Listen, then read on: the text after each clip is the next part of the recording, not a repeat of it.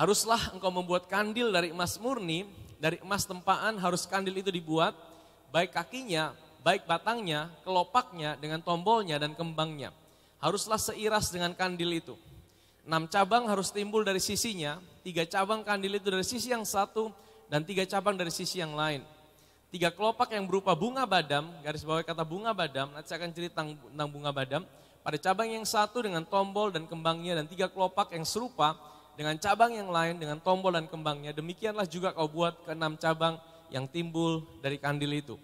Pada kandil itu sendiri harus ada 4 kelopak berupa bunga badam dengan tombolnya dan kembangnya.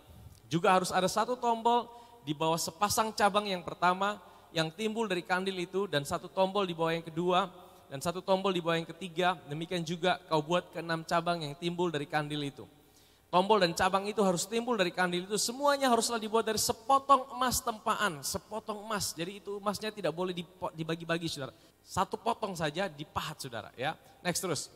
Haruslah kau buat pada kandil itu 7 lampu, dan lampu-lampu itu harus dipasang di atas kandil itu sehingga diterangi yang di depannya.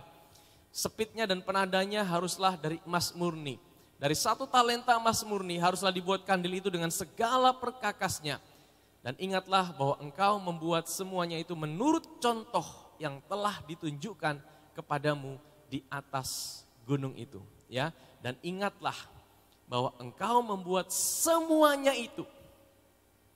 Semuanya itu apa? Nanti kita akan lihat apa yang ada di video ini. Menurut apa? Menurut contoh yang telah ditunjukkan kepadamu di atas gunung itu. Gunung itu apa? Gunung Sinai.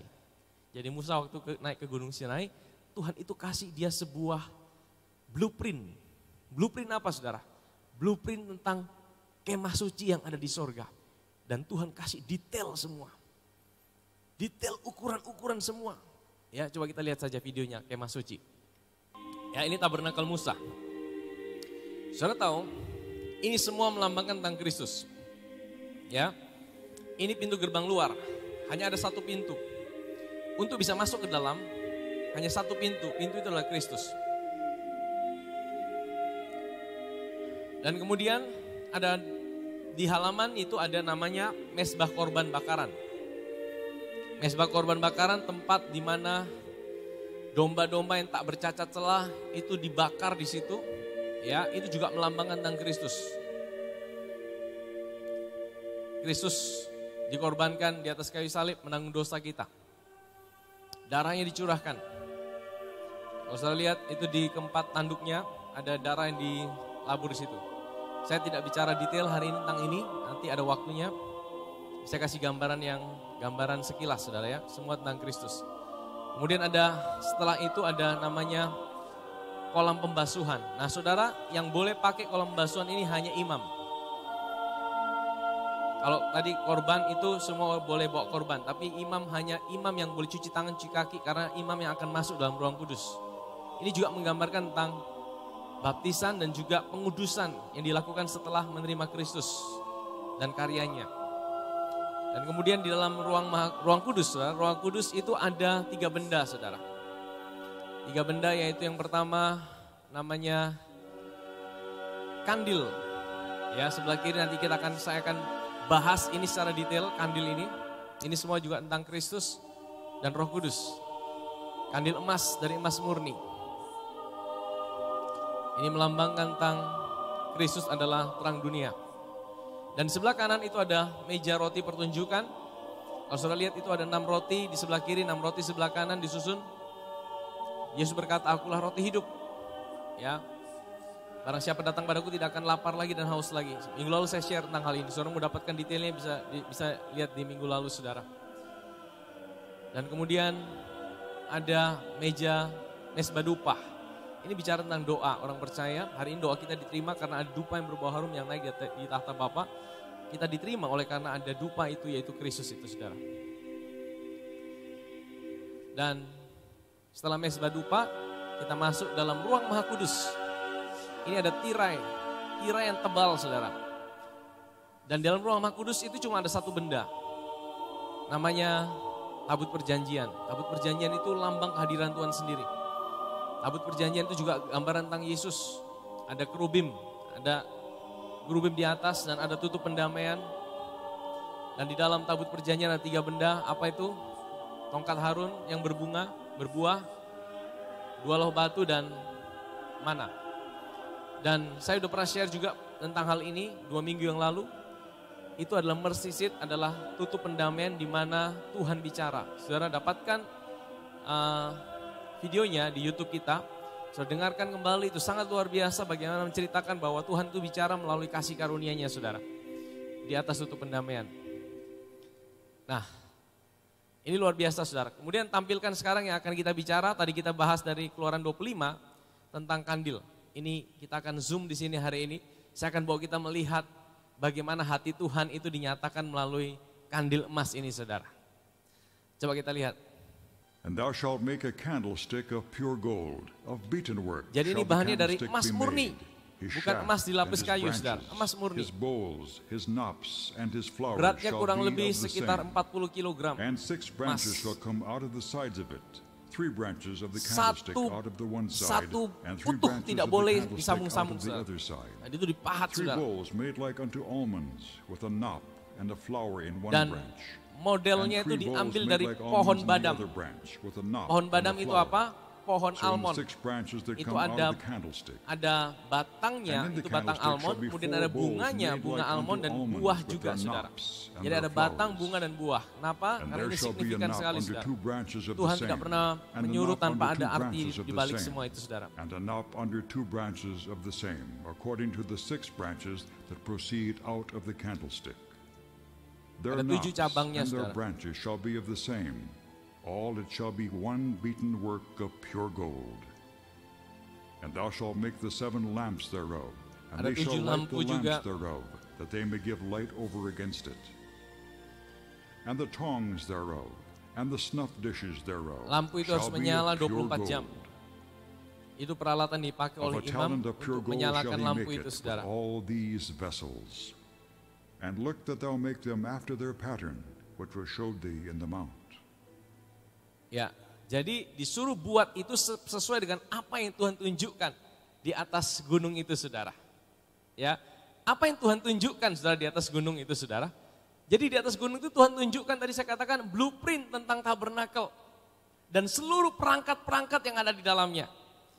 Nah, saudara tahu, waktu Tuhan suruh buat seperti itu, sebenarnya itu adalah sebuah simbol yang nanti kita akan lihat sama-sama. Bagaimana hati Tuhan itu buat kita, saudara.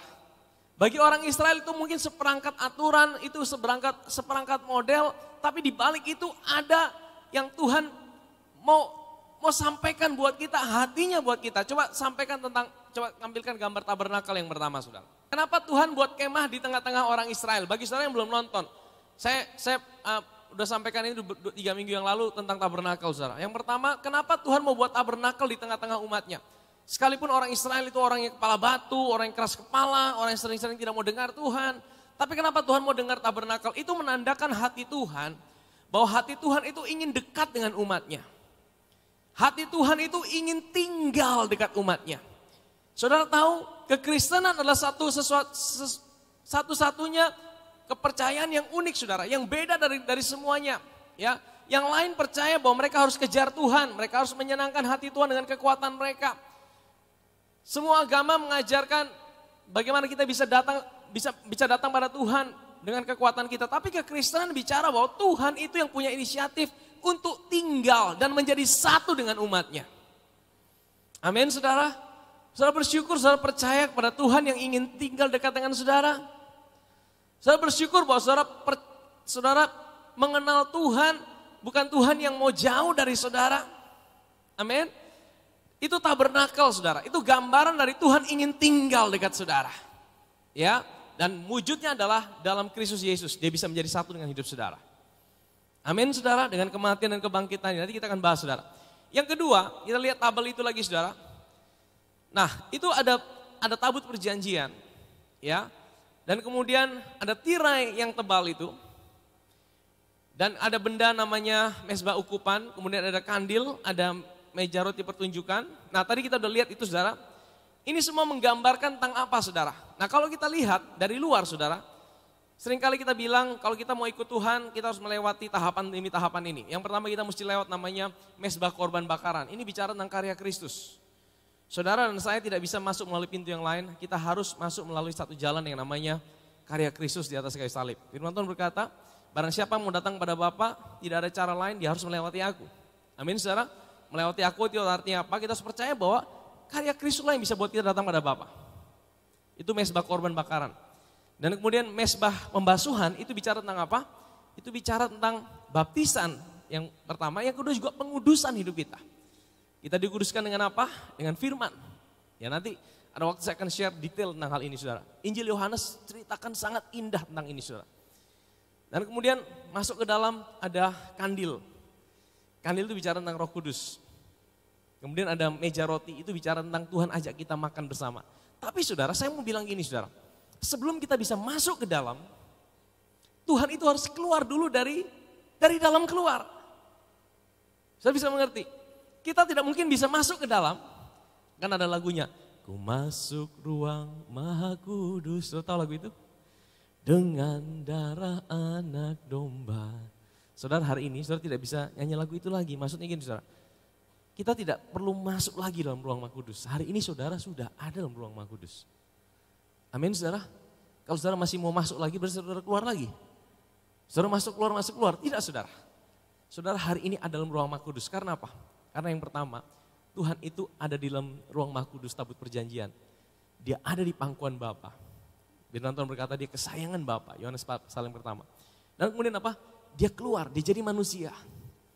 Nah kalau saya perhatikan, Yohanes pasal 6 dia berkata apa? Akulah apa? Roti hidup. Akulah roti hidup. Itu di sebelah kanan, table of showbread. Meja roti pertunjukan. Dia bilang aku roti hidup. Ayo makan aku mau kamu menikmati aku. Ya. Dan kemudian apa? Dia berkata, akulah terang dunia. Nanti kita akan bahas itu saudara. Yohanes pasal 8, dia perkenalkan diri, akulah terang dunia. Dan kemudian dia keluar. Waktu dia keluar itulah, baru dia jemput kita. Saudara perhatikan, waktu dia lewat dari tabut perjanjian, dia keluar, tirai itu tidak perlu dirobek. Karena apa? Karena dia adalah Allah yang menjadi manusia, tidak ada dosa. Di tirai itu ada apa saudara? Di tirai itu ada kerup. Kalau saudara pelajari, kira itu ada kerup. Kerup itu melambangkan apa? Malaikat yang dipasang Tuhan, itu di Taman Eden. Waktu manusia berdosa, itu Taman Eden itu dipasang penjaga namanya malaikat yang pakai pedang menyala-nyala. Itulah kerup itu saudara. Sehingga manusia waktu keluar tidak bisa masuk lagi. Manusia terusir daripada hadirat Tuhan. Nah Yesus dia keluar dari hadirat Tuhan, dia jemput manusia. Dia jemput saudara dan saya. Dia bawa kita masuk kembali melalui karyanya di atas kayu salib.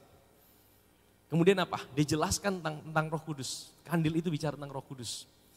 Ya, dia beri kita Roh Kudus. Dan kemudian dia ajak kita makan sehidangan dengan dia. Perjamuan kudus. Dan kemudian apa? Firman Tuhan katakan, dia bawa kita masuk. Saudara perhatikan, waktu dia keluar pertama, tabut tirai itu tidak dirobek. Karena dia Allah yang kudus. Tapi waktu dia masuk kembali, jadi persoalan karena apa? Dia bawa saudara dan saya yang tidak kudus. Masalahnya, kalau saudara masuk sendiri, saudara mati. Tapi karena saudara masuk, dibawa sama Yesus, saudara dipeluk sama Yesus. Yesus lewat di situ. Dia tanggung itu, pedang itu. Tirai itu dirobek sama Tuhan. Tirai itu adalah badannya Yesus. Makanya waktu Yesus mati di atas kayu salib, firman Tuhan berkata, tirai itu dirobek Tuhan. Dari atas ke bawah, dan tirai itu adalah tubuhnya dia. Dan firman Tuhan berkata, hari ini saudara, tidak ada lagi yang menghalangi saudara dengan Tuhan. Waktu saudara percaya pada Yesus, saudara sudah ada dalam ruang Maha Kudus. Saudara jadi satu dengan dia untuk selama-lamanya. Amin saudara. Indah bukan? Itu Tuhan kita saudara. Itu Tuhan kita yang mau saudara ada bersama dia. Amin. Nah hari ini saya mau share ya tentang kandil. Minggu lalu kita belajar tentang meja roti pertunjukan, bagaimana Tuhan itu ingin kita menikmati dia. Meja roti pertunjukan itu melambangkan penyediaan Tuhan dalam hidup kita. Dia ingin bangun fellowship dengan kita. Dia ingin kita makan sehidangan dengan dia. Dia ingin kita rest waktu kita makan dia. Nah hari ini saya mau cerita tentang kandil. Nah saudara, kandil itu gambaran tentang siapa? Kandil itu gambaran tentang Yesus saudara yang pertama. Dia adalah terang itu sendiri. Coba kita lihat Wahyu 21 ayat 22 dan 23. Dan aku tidak melihat bait suci di dalamnya. Ini Yohanes dapat penglihatan di sorga, saudara. Ya, sebab Allah, Tuhan yang Maha Kuasa adalah apa? Bait sucinya. Demikian juga anak domba itu. Siapa anak domba itu, saudara? Siapa anak domba Allah kita? Yesus. Ya, ayat 23. Dan kota itu tidak memerlukan apa? Matahari dan bulan untuk menyinarinya. Sebab apa? Kemuliaan Allah meneranginya. Dan anak domba itu adalah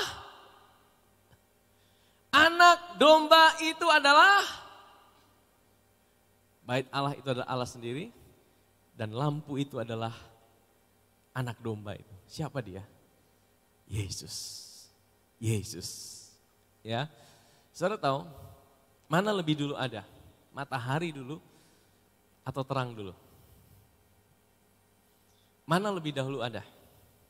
Matahari dulu atau terang itu dulu? Mana lebih dulu ada, saudara? Matahari atau terang? Terang atau matahari? Ada matahari baru ada terang atau ada terang baru ada matahari? Siapa yang bilang ada terang dulu? Saya bilang ada matahari dulu. Siapa yang tidak tahu?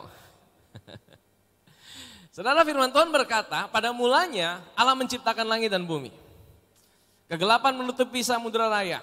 Roh Allah melayang-layang di atas permukaan air laut. Betul ya, saudara? Dan firman Tuhan berkata apa? Jadilah terang. Maka terang itu jadi. Jadi matahari udah diciptakan belum?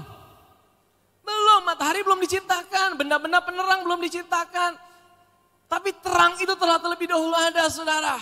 Saudara tahu, kata pertama yang disebutkan oleh Allah dalam Alkitab itu apa, saudara? Jadilah terang. Perkataan pertama yang keluar dari mulut Allah apa?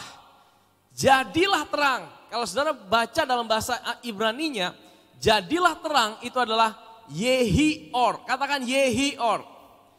Jadi bahasa kita jadilah dalam bahasa Ibrani Yehi. Or itu adalah terang.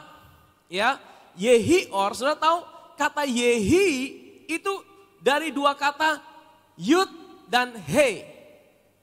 Saudara tahu Yud He itu siapa? Yahweh. Yud He Vav He. Jadi saudara, perkataan pertama yang keluar di dalam Alkitab, Yahweh adalah terang. Yesus adalah terang. Amin, saudara. Itu perkataan pertama. Jadi perkataan pertama yang keluar di Alkitab itu bicara tentang Yesus. Makanya saudara, itu luar biasa, saudara. Yesus adalah terang itu sendiri. Amin. Dan Yesus katakan waktu dia ada di bumi, akulah terang dunia. Coba kita lihat Yohanes pasal 8 ayat yang ke-12. Maka Yesus berkata pula kepada orang banyak, katanya, akulah terang dunia. Barang siapa mengikut aku, ia tidak akan berjalan dalam kegelapan, melainkan ia akan punya terang hidup. Ya, barang siapa mengikut aku, artinya barang siapa percaya kepadaku dan percaya kepada apa yang aku kerjakan, barang siapa percaya bahwa aku adalah Allah yang menjadi manusia, ya, maka ia akan punya terang hidup, ia tidak akan berjalan dalam kegelapan. Maksudnya apa, saudara? Ini bicara tentang identitas. Kalau kita percaya bahwa Yesus adalah Mesias, dia adalah Allah yang menjadi manusia, dan dia mati di atas kayu salib untuk menebus dosa-dosa kita. Yang mati di atas kayu salib itu adalah Allah itu sendiri yang menjadi manusia, bukan malaikat, bukan ciptaan. Saudara tahu seberapa berharganya hidup saudara? Dari saudara tahu siapa yang mati buat hidup saudara. Kalau yang mati buat saudara sekedar malaikat, pasti beda rasanya dengan kalau yang mati buat saudara adalah Allah sendiri yang jadi manusia. Betul? Kalau Allah sendiri jadi manusia, saudara tahu betapa berharganya hidup saudara. Dan saudara tahu betapa besar nilainya anugerah itu, saudara. Saudara bisa tahu betapa besarnya nilai anugerah dari saudara tahu betapa besarnya daya rusak daripada dosa. Kalau saudara tidak tahu bahwa dosa itu sangat berbahaya, dosa itu sekecil apapun bisa mengirim saudara ke neraka. Tidak ada dosa besar, dosa kecil. Kalau saudara tahu bahwa dosa itu sangat-sangat berbahaya dan merusak, saudara baru bisa tahu seberapa besar nilai daripada anugerah. Karena anugerah itu menuntut Allah harus jadi manusia dan menjalani hidupnya seperti saudara. Dan dia naik di atas kayu salib untuk menanggung setiap dosa dan pelanggaran hidup kita. Supaya dia bisa berikan kita hidupnya yang baru. Amin saudara. Dia bisa berikan kita sebuah identitas yang baru. Dari situ kita bisa memahami. Nah inilah kekristenan saudara. Inilah Injil itu sendiri saudara. Injil itu bukan bicara tentang perubahan hidup sebenarnya. Injil itu bicara tentang perubahan status yang pertama. Status kita diubah sama Tuhan. Tadinya kita orang berdosa di dalam Adam. Kita tidak mungkin bisa menyelamatkan diri kita sendiri. Waktu kita percaya pada Yesus, Tuhan ubahkan hidup kita. Dari gelap kita dibawa masuk dalam terangnya yang ajaib. Kita dipindahkan hidup kita.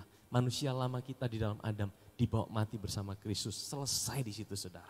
Dan Tuhan berikan kita sebuah hidup yang baru. Oleh karena kematian dan kebangkitannya. Dan hidup yang baru itu hidup yang kekal saudara. Hidup yang bisa menyatu dengan Tuhan. Hidup yang bisa jadi tempat kediaman Tuhan. Dan itu adalah apa yang Tuhan kerjakan buat kita. Ini yang Yesus bilang, barang siapa yang mengikuti aku, ia tidak akan berjalan dalam kegelapan, tapi dia akan punya yang namanya terang hidup. Terang hidup itu apa? Itu hidupnya dia sendiri. Manusia tidak punya terang, saudara. Manusia tidak punya terang. Dialah terang itu. Waktu kita menerima dia, kita memiliki terang hidup itu. Amin, saudara? Amin?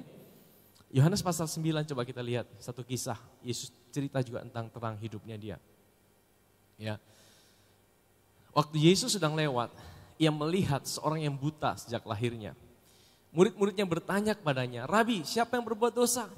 Orang ini sendiri atau orang tuanya sehingga ia dilahirkan buta? Jawab Yesus, bukan dia, bukan juga orang tuanya. Tapi karena pekerjaan-pekerjaan Allah harus dinyatakan di dalam dia. Kita harus mengerjakan pekerjaan dia yang mengutus aku. Selama masih siang akan datang malam di mana tidak ada seorang pun dapat bekerja. Selama aku dalam dunia, akulah apa? Terang dunia. Setelah ia mengatakan itu semua, ia meludah ke tanah. Ia mengaduk ludahnya dengan tanah, lalu mengoleskannya pada mata orang buta tadi. Next. Dan berkata kepadanya, pergilah, basuhlah dirimu dalam kolam Siloam. Siloam artinya apa? Yang diutus. Maka pergilah orang itu, ia membasuh dirinya lalu kembali dengan matanya sudah melek. Saudara tahu, ini satu kisah yang cukup aneh. Karena apa? Menurut saudara kira-kira kalau Yesus mau sembuhkan orang, mana lebih mudah? Mana lebih mudah? Apakah cukup dari jauh sembuh? Bisa tidak saudara? Bisa tidak saudara? Bisa. Dan Yesus pernah lakukan itu. Ada seorang perwira datang sama dia. Tuhan, pegawaiku sakit keras. Dan Tuhan bilang apa? Perwira ini bilang, cukup katakan sepatah kata saja maka pegawaiku sembuh. Tuhan bilang, oke, besok dia sembuh. Dan saudara memang sembuh. Yesus tidak perlu datang, Yesus tidak perlu tumpang tangan, sembuh. Tapi kenapa dengan orang buta ini saudara? Yesus harus sepertinya susah-susah. Harus ludah lagi, ya kan? Harus aduk tanah dengan ludahnya dia. Kalau orang buta itu tahu, Yesus ini meludah ke tanah dan dia akan pakai ludahnya untuk mengoles matanya. Mungkin orang buta ini pikir, wih ini orang kok aneh. Kalau saudara jadi orang buta itu sudah tahu, waduh. Kalau saudara sekarang sedang sakit, saya tanya sama saudara. Pilih mana, didoakan. Tumpang tangan, sembuh atau perlu diludahin dulu? Saudara pilih yang mana saudara?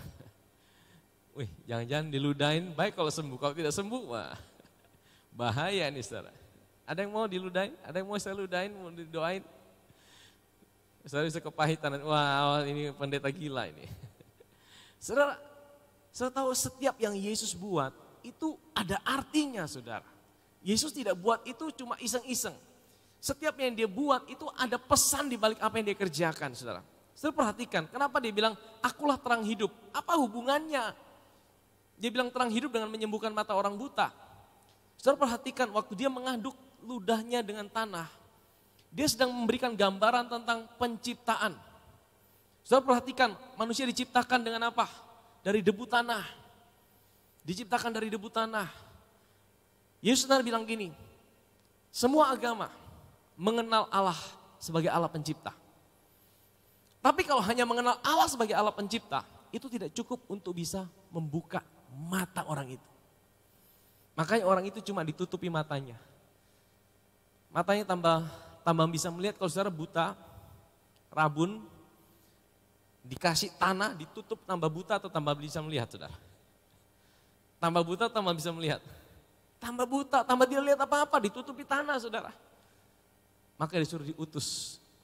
Kamu pergi ke kolam Siloam. Siloam artinya apa? Yang diutus. Saudara tahu artinya apa? Semua agama mengenal Yesus, mengenal Tuhan adalah Tuhan pencipta. Semua agama saudara tanya, siapa pencipta dunia ini? Tuhan, Allah. Betul saudara? Tetapi tidak semua agama mengakui Allah menjadi manusia sebagai yang diutus menjadi Mesias. Amin. Makanya Tuhan bilang gini, kamu harus pergi ke kolam itu, kolam yang diutus. Dengan kata Tuhan bilang gini, kamu tidak cukup mengenal Allah sebagai Allah yang pencipta. Kamu harus kenal Allah sebagai Allah yang mengutus dan menjadi manusia. Dia mengutus Mesias, dia berinkarnasi menjadi manusia, dia menjadi juru selamat, dia menjadi satu dengan hidup saudara. Dan itulah kunci bagaimana kita bisa menerima terang itu saudara. Waktu orang buta itu mencuci mukanya, maka dia bisa lihat dengan jelas. Sebenarnya ini gambaran tentang apa? Ini bukan tentang mata yang jasmani, saudara. Ini tentang mata hati kita. Bagaimana kita bisa melihat terang itu ketika kita mempercayai bahwa Yesus adalah Allah yang menjadi manusia dan menyelamatkan hidup kita. Amin, saudara. Waktu saudara percaya itu, hati saudara dibuka. Saudara mengalami kelahiran baru dan saudara bisa lihat terang itu, saudara. Amin, saudara. Tabernakel, coba lihat gambarnya. Nah, saudara lihat, itu kandil di dalam itu memberi terang untuk siapa? Untuk di dalam ruangan atau di luar? Di dalam atau di luar? Di dalam, betul? Di luar bisa lihat tidak? Tidak bisa. Ini gambaran tentang terang Tuhan juga. Bagi orang yang di luar belum percaya, mereka tidak bisa lihat. Mereka hanya bisa lihat dapat terang secara natural, matahari. Tapi hanya orang-orang yang ada di dalam tabernakel. Ini bicara tentang kita sebagai orang-orang yang percaya kepada Yesus. Disitulah kita bisa menikmati terang itu. Saudara percaya dalam diri saudara hari ini ada terangnya. Dan firman Tuhan katakan engkau adalah terang itu saudara. Engkau adalah terang dunia. Di Wahyu juga dikatakan kandil itu bicara tentang gereja Tuhan juga. Saudara adalah terang dunia saudara hari ini. Dan saudara ada dalam satu keadaan di mana dia konsisten, terangnya tidak pernah berhenti dalam hidup saudara. Di dalam tabernakel itu saudara. Selain penyediaan, itu juga terang disuplai 24 jam sehari. Terang itu tidak boleh padam. Ini menggambarkan apa? Kalau saudara ada dalam Kristus, terang Tuhan itu tidak pernah mati dalam hidup saudara. Karena itu kehidupannya sendiri. Amin saudara. Ya, coba kita lihat 1 Yohanes pasal 5. Dan inilah berita yang telah kami dengar dari Dia. Dan yang kami sampaikan kepada kamu, Allah adalah terang dan di dalam Dia sama sekali tidak ada kegelapan. Ayat yang ke-6. Jika kita katakan bahwa kita beroleh persekutuan dengan Dia, namun kita hidup dalam kegelapan, jadi kita berdusta dan kita tidak melakukan kebenaran. Jadi ada orang-orang yang berkata, aku Kristen kok.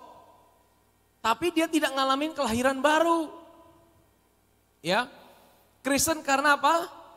Karena kelahiran jasmani, Kristen KTP. Ada tidak di tempat ini? Di daerah kita mungkin ada banyak saudara yang lahir langsung Kristen. Lahir ditunggui Alkitab di sampingnya saudara. Bisa tidak bayi lahir baru? Tidak bisa saudara. Bayi tidak bisa lahir baru. Saudara tahu setiap kita dikandung di dalam dosa. Firman Tuhan katakan itu saudara. Setiap kita yang lahir, begitu lahir kita dikandung dalam dosa. Karena dosa siapa? Bukan dosa kita, dosa Adam.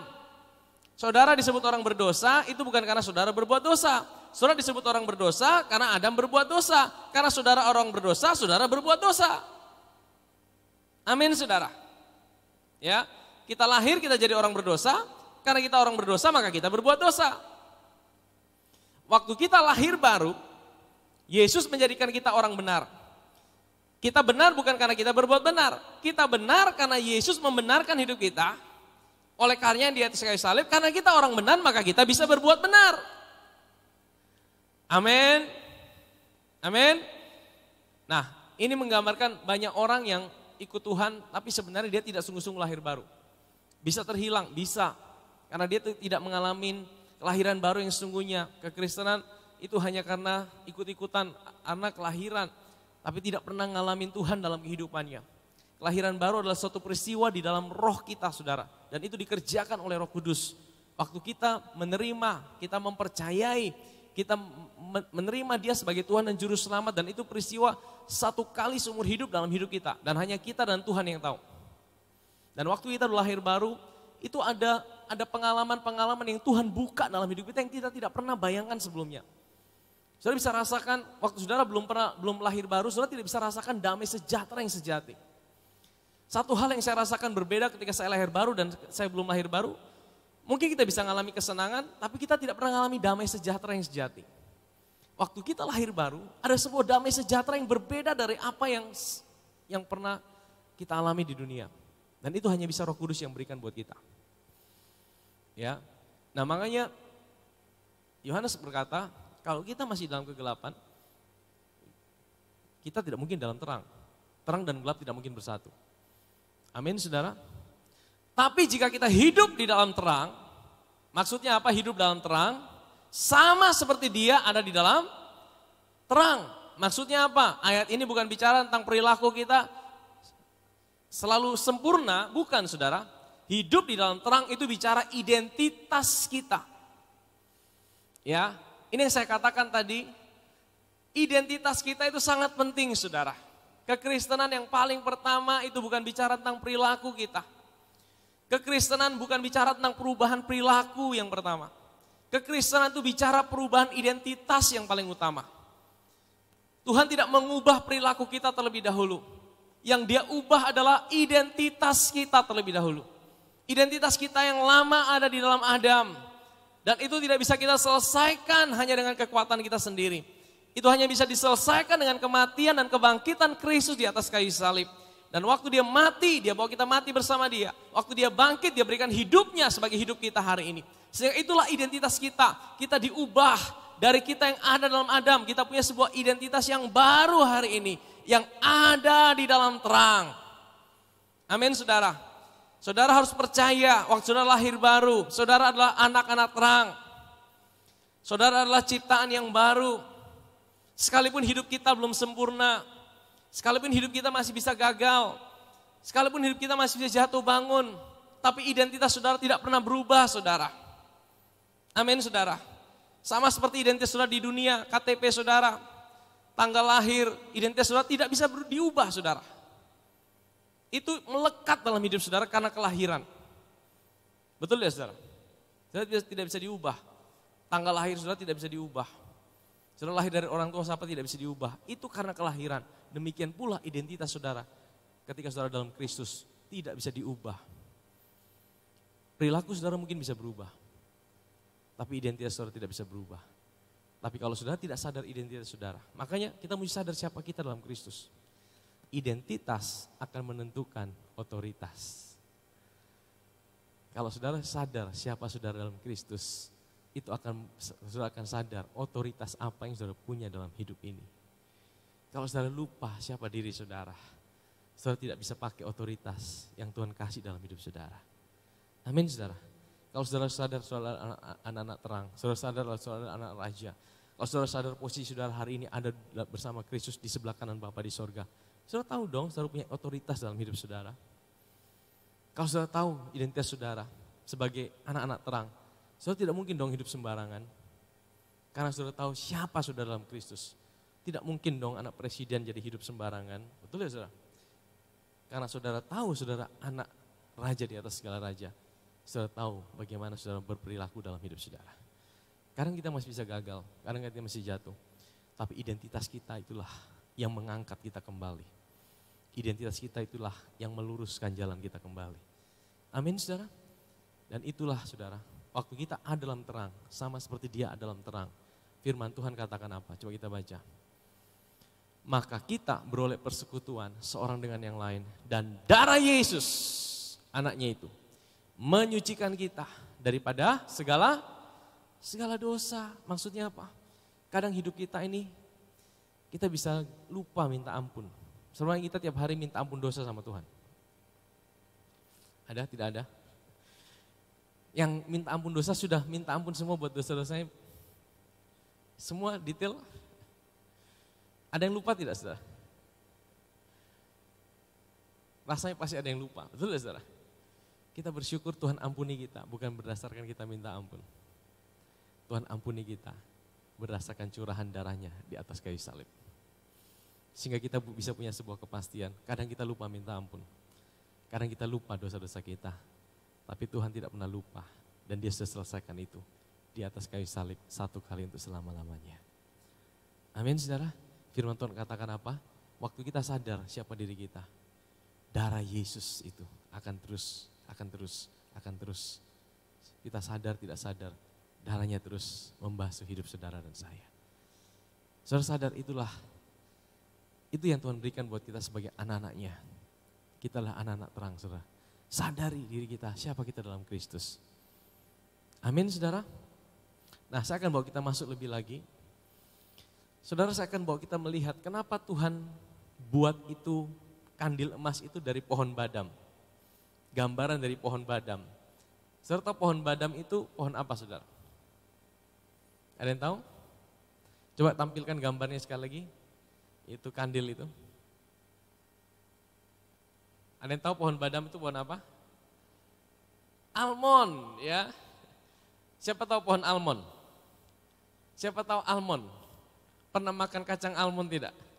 Saya waktu baca pohon badam saya agak bingung, ini pohon apa ya? Saya tidak pernah dengar, tapi saya dengar almond, waduh saya pernah makan kacang almond itu. Enak itu kacang almond. Nah ternyata pohonnya seperti, bunga-bunganya seperti ini, saudara. Ya.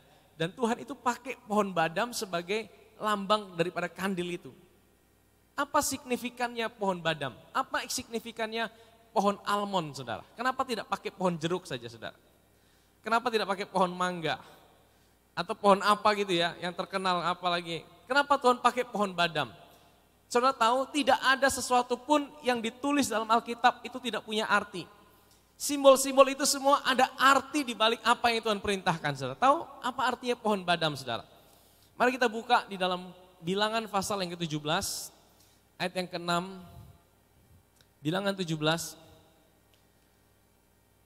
Setelah Musa bicara kepada orang Israel, nah saudara, salah satu cara untuk menafsirkan Alkitab, biarkan Alkitab menafsirkan Alkitab, saudara. Ya, kita akan lihat pohon badam di kisah yang lain. Setelah Musa bicara pada orang Israel, maka semua pemimpin mereka memberikan kepadanya satu tongkat dari setiap pemimpin. Menurut suku-suku mereka 12 tongkat dan tongkat Harun ada di antara tongkat-tongkat itu. Musa meletakkan tongkat-tongkat itu di hadapan Tuhan dalam kemah hukum Allah. Ketika Musa keesokan harinya masuk dalam kemah hukum itu, maka tampaklah tongkat Harun dari keturunan Lewi telah bertunas, mengeluarkan kuntum, mengeluarkan bunga, dan berbuahkan buah apa? Buah almond. Saudara bayangkan, ini kisahnya tentang apa? Ini kisahnya tentang suku-suku lain iri sama Harun. Mereka bilang sama Musa, emangnya hanya Harun saja yang dipakai Tuhan? Emangnya hanya Harun saja jadi imam besar? Kami juga bisa dipakai Tuhan. Mereka iri sama Harun. Akhirnya apa? Tuhan bilang suruh mereka kumpulkan tongkat. Semua tongkat mereka dikumpulkan di hadapan Musa. Dan Musa bawa 12 tongkat termasuk tongkat Harun. Ditaruh itu dalam kemah suci di hadapan Allah. Di ruang kudus itu, saudara. Dan apa yang terjadi? Besok Musa kembali ambil lagi itu tongkat. 11 tongkat tetap sama, tongkat biasa. Tapi satu tongkat berubah, saudara. Tongkat Harun itu, saudara, tiba-tiba bisa mengeluarkan kuncup, bunga, dan buah almond. Ya, dia bisa mengeluarkan kuncup, bunga, dan buah. Ini tanda dari apa, saudara? Tanda dari kebangkitan. Kebangkitan dari yang mati. Mana ada tongkat itu bisa berbunga? Saudara pernah punya tongkat bisa keluar bunga? Ada? Ada tongkat sudah mati bisa keluar bunga, bisa keluar buah? Tidak ada. Jadi Tuhan kasih contoh badam itu, almond. Tongkat Harun itu yang sudah mati. itu bisa mengeluarkan bunga, bahkan berbuah. Ini melambangkan kebangkitan dan itu menunjukkan kepada kebangkitan Tuhan kita, Yesus Kristus. Amin saudara. Ini menunjukkan kebangkitan Tuhan kita, Yesus Kristus. Saudara tahu arti daripada almond? Waktu saya klik bahasa aslinya, coba saya mau tampilkan di sini. Saya klik, saya kaget saudara artinya di sini. The almond tree or nut as being the earliest in bloom. Almond tree, ya. Jadi almond itu dalam bahasa aslinya itu artinya as being the earliest in the bloom. Maksudnya apa? Yang paling pertama itu dia berbuah. Di Israel itu ada 4 musim. Kita kalau di Indonesia kan cuma 2 musim, musim panas, musim hujan, musim kemarau. Di negara-negara Eropa mereka punya 4 musim. Negara Timur Tengah, di Israel itu ada 4 musim. Musim panas, kemudian musim apa lagi? Habis panas gugur ya. 4 musim panas, gugur, semi dan dingin. Habis musim dingin, biasa musim dingin semua pohon-pohon itu kan tertutup salju dan dia tidak berbuah, tidak berbunga kan. Musim dingin itu semua mati saudara, bukan mati, sebenarnya mereka tidak bisa berbuah karena tertutup salju. Begitu salju itu mulai cair, mereka mulai bersemi, musim semi.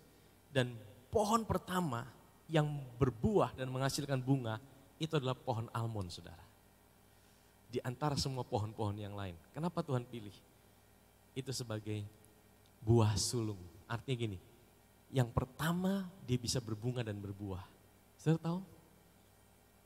Firman Tuhan katakan dalam 1 Korintus pasal 15, Paulus bilang gini, tidak tahukah kamu bahwa Kristus itu adalah yang sulung yang dibangkitkan dari antara orang mati. Amin saudara. Dia digambarkan seperti pohon almond yang pertama kali berbuah dan berbunga. Yang bangkit dari antara orang mati. Ini memberikan kita sebuah pengharapan apa? Kalau kita punya saudara atau keluarga yang meninggal dalam Kristus. Kematian itu bukanlah akhir daripada segala-galanya. Saya bilang gini, ke kita orang anak Tuhan itu kalah menang tetap menang saudara. Kenapa kalah menang tetap menang?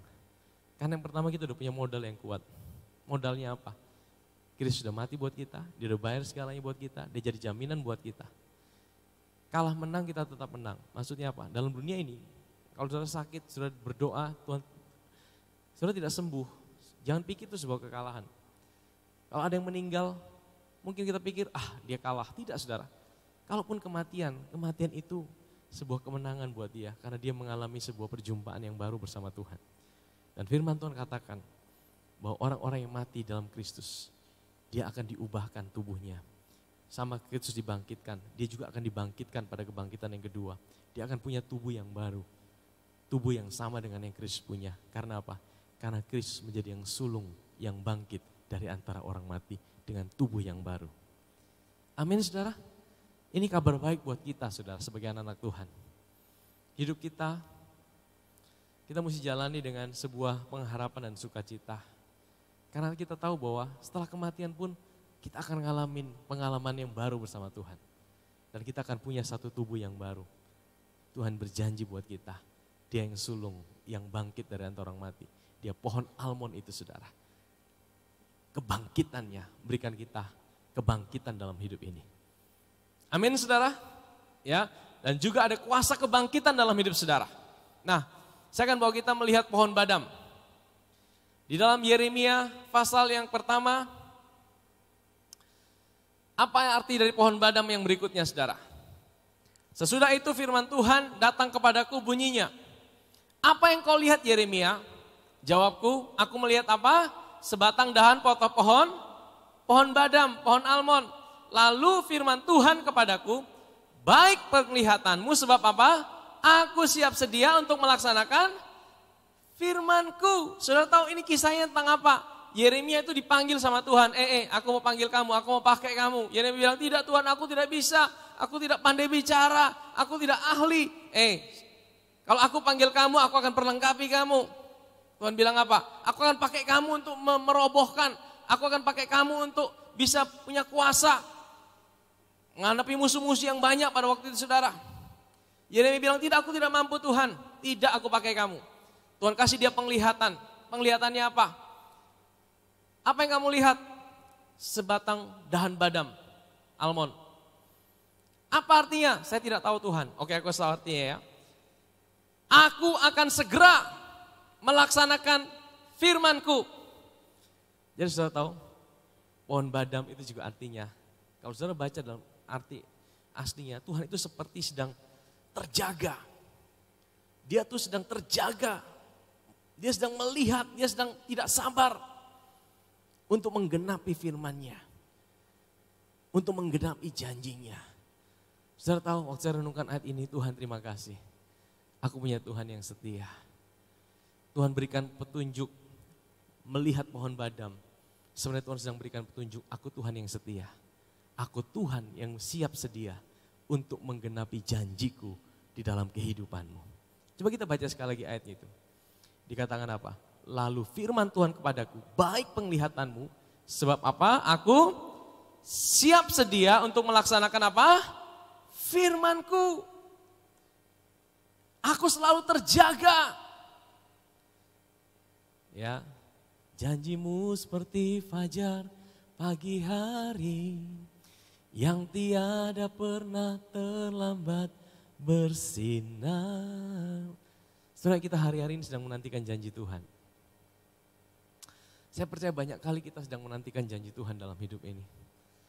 Kita berkata, Tuhan mana janjimu Tuhan? Tuhan mana janjimu Tuhan? Mana janjimu Tuhan? Saudara tahu, seringkali kita berkata Tuhan itu terlambat. Tapi saya percaya Tuhan kita tidak pernah terlambat. Tuhan kita tepat pada waktunya dia. Amin saudara. Kalaupun dia belum melakukan itu dalam hidup saudara. Saya percaya ada satu maksud yang Tuhan mau kerjakan buat kita. Untuk kita bisa melihat kebaikannya. Amin saudara. Sehingga kita bisa tahu Tuhan, kalau aku lihat pohon badam, aku lihat pohon almond, aku tahu bahwa Tuhan adalah Tuhan yang berjanji. Dan Tuhan tidak pernah mengingkari janjinya. Apapun janji Tuhan dalam hidupku, aku percaya Tuhan, Engkau Tuhan yang setia. Amin saudara. Apa janji Tuhan dalam hidup saudara? Mungkin saudara sudah lupa. Mungkin saudara tidak ingat lagi. Percayalah, saudara bisa lupa janji Tuhan dalam hidup saudara. Tapi Tuhan tidak pernah lupa akan janjinya dalam hidup saudara dan saya. Ini masih tentang kandil saudara. Yang terakhir ini saudara ya. Datanglah kembali malaikat yang bicara dengan aku itu, lalu dibangunkannya aku seperti seorang yang dibangunkan dari tidurnya. Maka berkatalah ia kepadaku, apa yang kau lihat? Jawabku, aku melihat tampak sebuah kandil dari emas seluruhnya. Dan tempat minyaknya di bagian atasnya. Kandil itu ada 7 pelitanya dan ada 7 corot pada masing-masing pelita yang ada di bagian atasnya itu. Dan pohon zaitun ada terukir padanya, satu di sebelah kanan dan satu di sebelah kiri. Lalu bicaralah aku, kataku kepada malaikat yang bicara dengan aku itu, apa artinya semuanya ini Tuanku? Maka bicaralah malaikat yang bicara dengan aku itu, katanya, tidakkah engkau tahu apa arti semuanya itu? Jawabku, tidak Tuanku. Maka bicaralah ia, katanya, inilah firman Tuhan kepada Zerubabel bunyinya. Saudara tahu siapa Zerubabel? Saudara, ini Zakaria, waktu dia tidur, dia dapat mimpi dari Tuhan. Tuhan masih bisa bicara dalam mimpi saudara. Ya. Dia dapat mimpi dari Tuhan. Dia dapat penglihatan ada kandil emas, ada 7 kandil, 7 kandil emas itu saudara ya. Dan dia tanya sama malaikat itu, apa artinya? Kamu tidak tahu ke artinya? Saya tidak tahu artinya. Oke, ini artinya. Bicaralah kepada Zerubabel. Zerubabel itu siapa? Zerubabel itu adalah gubernur jenderal yang ditunjuk untuk kembali memimpin Yehuda setelah dari pembuangan. Saudara tahu kerajaan Israel Selatan itu sempat ada dibuang di Babilonia. Dan kemudian ke Persia juga, masa Daniel itu saudara, saya ingat kisah itu. Dan dalam pembuangan itu pada masa pemerintahan Raja Kores, mereka dibawa pulang kembali ke Yehuda, dibawa pimpinan Zerubabel untuk kembali membangun Bait Allah. Ya, Zerubabel sebagai gubernurnya yang dipercaya, rajanya tetap Raja Persia, saudara. Pimpinan lokalnya adalah Zerubabel. Nah Zerubabel ini saudara, waktu dia mau bangun, itu dia banyak ngalamin tantangan, dia banyak ngalamin intimidasi, orang-orang yang tidak suka dengan dia, dihasut, diintimidasi, dikata-katain, dijelek-jelekan. Akhirnya dia jadi down saudara, dia jadi lemah saudara. Kalau saudara baca di dalam Sakaria itu beberapa pasal sebelumnya bagaimana dia merasa tertuduh hidupnya. Ini luar biasa, tapi kita tidak waktu bahas itu saudara. Tapi saudara, singkat cerita, Zerubabel ini sedang dalam keadaan down, sedang dalam keadaan putus asa saudara. Dan Tuhan datang kepada Zakaria, nabi pada zaman itu, dan dibicara, katakan pada Zerubabel. Apa yang dikatakan saudara? Next. Maka bicaralah, katanya, inilah firman Tuhan pada Zerubabel bunyinya. Bukan dengan keperkasaan dan bukan dengan kekuatan, melainkan apa?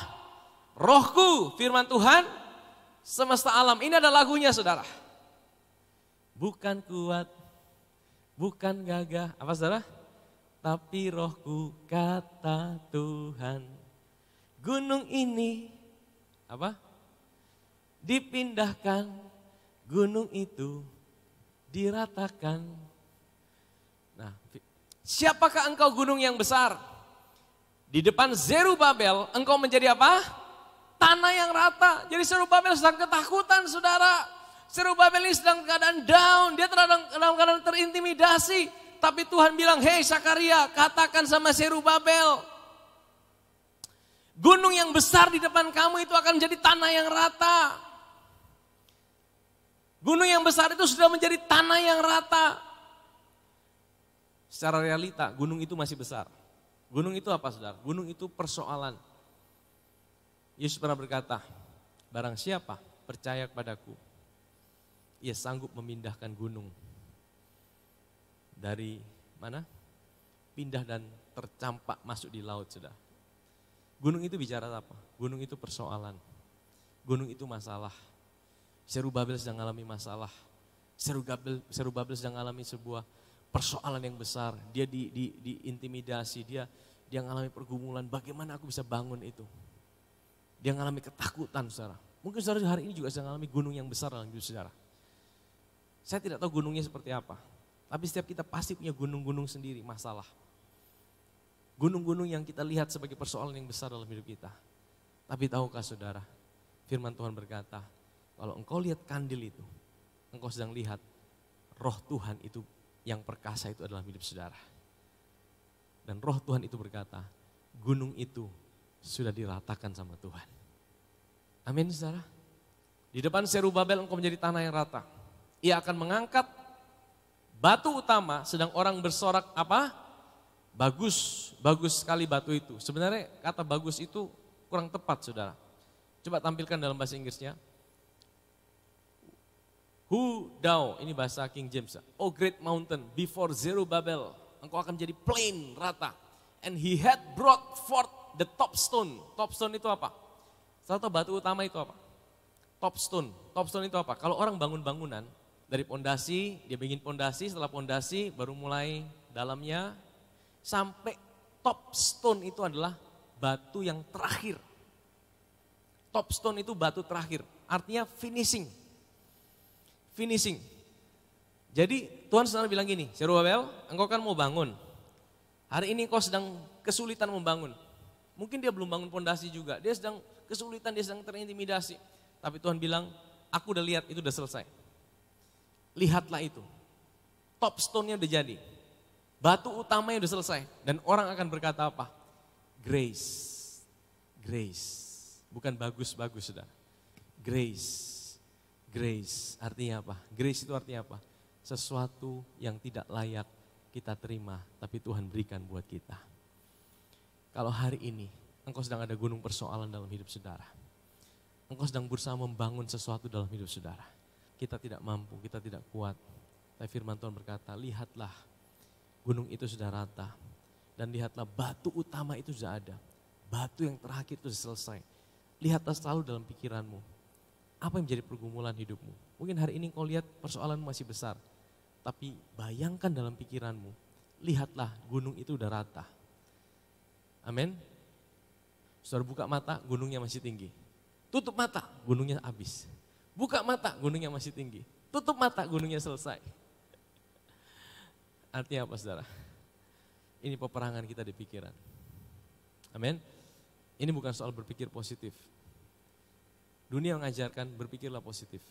Aliran New Age berkata berpikirlah positif. Tapi mereka tidak tahu bagaimana mereka bisa berpikir positif. Kita tahu kenapa kita bisa berpikir positif. Karena ada seorang pribadi yang bayar buat kita di atas kayu salib 2000 tahun yang lalu.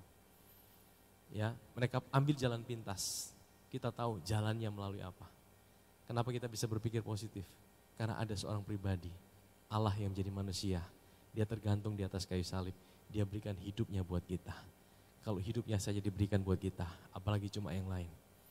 Apalagi cuma masa depan saudara. Apalagi cuma pergumulan saudara. Apalagi cuma gunung-gunung yang lain. Amin saudara. Apalagi cuma semua sesuatu yang lain. Dan Tuhan bilang waktu engkau lihat kandil itu. Tuhan saudara bilang apa? Bukan kuat, bukan gagah, tapi rohku, kata Tuhan. Saudara, kita mau sama-sama kita sepakat hari ini. Saya percaya kita semua punya pergumulan. Kita punya gunung-gunung yang besar mungkin menurut kita. Waktu engkau buka mata, engkau lihat gunung itu besar. Tapi engkau tutup mata, engkau lihat gunung itu udah rata. Dan engkau lihat batu utama, batu yang terakhir, batu finishing itu sudah selesai. Apa yang batu finishing dalam hidup saudara? Mungkin masa depan saudara, mungkin rumah tangga saudara, mungkin pekerjaan saudara, mungkin kesehatan saudara. Lihatlah itu batu terakhir, batu yang penyelesaian itu sudah selesai. Tapi bukan karena kekuatanmu, grace, grace, grace. Amin. Oleh anugerah Tuhan, oleh anugerah Tuhan, oleh anugerah Tuhan. Haleluya. Jadi saudara tahu, imam itu dibawa masuk dalam tabernakel. Dia lihat di sebelah kanan ada penyediaan Tuhan. Ada roti, tampilkan tabernakel terakhir. Di sebelah kanan itu ada roti, ada penyediaan Tuhan. Tuhan bilang apa? Makan bersama aku. Di sebelah kiri dia lihat kandil. Kandil itu bicara tentang apa? Kandil itu bicara tentang Tuhan yang bersegera untuk melaksanakan janjinya. Kandil itu bicara tentang apa? Terang Tuhan yang selalu ada buat dia. Dan kandil itu bicara tentang apa? Pohon badam itu bicara tentang apa? Bukan kuat, bukan gagah, tapi rohku, kata Tuhan. Amin saudara.